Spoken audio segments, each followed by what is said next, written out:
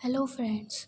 जैसा कि last video में हमने फोटोसिंथेसिस के बारे में पढ़ा था, तो उसका हमने जनरल इंट्रोडक्शन कवर कर लिया था। तो आज हम पढ़ने वाले हैं कंडीशंस नेसेसरी फॉर फोटोसिंथेसिस, कि फोटोसिंथेसिस के लिए क्या क्या कंडीशंस ज़रूरी होती हैं। तो सबसे पहला होता है carbon dioxide. Carbon dioxide CO2 acts as the substrate for photosynthesis. During this process, CO2 and water are converted into carbohydrates. CO2 जो है वो फोटोसिंथेसिस में एक सबस्ट्रेट के फॉर्म में एक्ट करता है, एक सबस्ट्रेट की तरह एक्ट करता है, यानी कि ये एक रिएक्टेंट की तरह एक्ट करता है, जिसमें इस प्रोसेस में कार्बन डाइऑक्साइड और वाटर मिलकर कार्बोहाइड्रेट्स में कन्वर्ट होते हैं in the presence of sunlight. तो कार्बन डाइऑक्साइड जो है वो एज अ सबस्ट्रेट वर्क करता है। नेक्स्ट है water. During photosynthesis water is photolysed into oxygen and hydrogen and it provides energy for photosynthesis. Photosynthesis के दौरान फोटोसिंथेसिस के टाइम पर जब सनलाइट आती है तो वो वाटर को प्रोटोलाइज्ड कर देती है, यानी कि वाटर को ब्रेक कर देती है। फोटोलाइज्ड का मतलब है कि लाइट की प्रेजेंस में किसी एक मॉलिक्यूल का टूट जाना।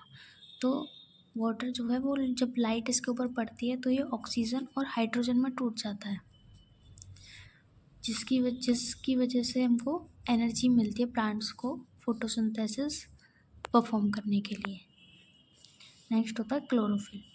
Chlorophyll is the green pigment present in the leaf which absorbs light. Chlorophyll एक ग्रीन पिगमेंट है जिसकी वजह से लीफ का कलर भी हमको ग्रीन दिखाई देता है, और ये क्या करता है, एब्जॉर्ब सनलाइट। ये सनलाइट को एब्जॉर्ब करने का काम करता है। नेक्स्ट होते हैं xanthophyll and carotenoids. These are the two most important group in photosynthesis. They are considered as primary light gatherers.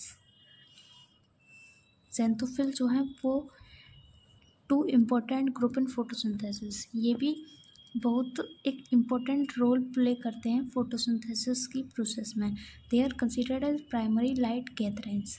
इनको हम प्राइमरी लाइट गैदरेंस भी बोलते हैं क्योंकि ये लाइट को कैप्चर करते हैं, और use it directly to power the process. इसको प्रोसेस को आगे बढ़ाने के लिए यूज़ करते हैं। Carotenoids absorb light energy which chloroplast can't.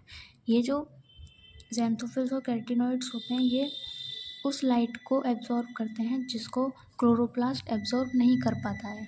तो सबकी अलग अलग वेवलेंथ होती है। क्लोरोप्लास्ट किसी एक पर्टिकुलर वेवलेंथ की लाइट को एब्जॉर्ब करता है, और जिस लाइट को क्लोरोप्लास्ट नहीं कर पाता उस लाइट को ज़ैंथोफिल और कैरोटीनॉइड्स एब्जॉर्ब करते हैं। Later pass the energy to chlorophyll, और फिर उसको एब्जॉर्ब करके उसको फिर आगे क्लोरोफिल को दे देते हैं। नेक्स्ट होता है chloroplast. Chemical reaction of photosynthesis occur within the plant cell in specialised structure known as chloroplast.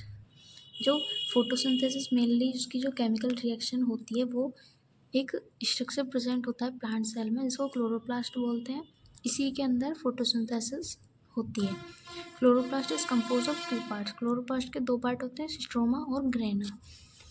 Stroma वो पार्ट होता है जिसमें is a large central compartment which contains fluid and enzymes. ये वो पार्ट होता है जिसमें डार्क रिएक्शन होती है, जो कंटेन्स फ्लूइड्स एंड एंजाइम, जिसके पास फ्लूइड्स और एंजाइम्स होते हैं। ग्रेना क्या होता है, कंटेन्स द थाइलाकॉइड।